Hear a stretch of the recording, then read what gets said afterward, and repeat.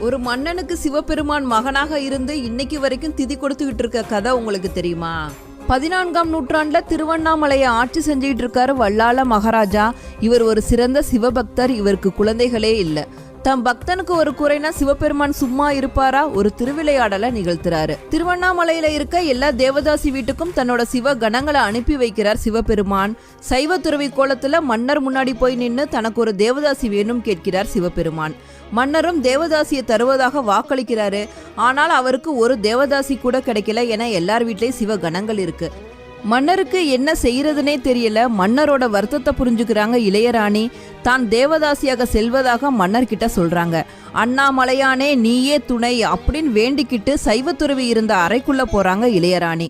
அங்க சைவத்துறவி குழந்தையாக மாறி இருக்காரு. மன்னரும் இளையராணியும் குழந்தை எடுத்து கொஞ்சுறாங்க. குழந்தைய அடுத்த நிமிஷம் சிவனாக மாறி இருவர் முன்னாடியும் காட்சி அளிக்கிறாரு.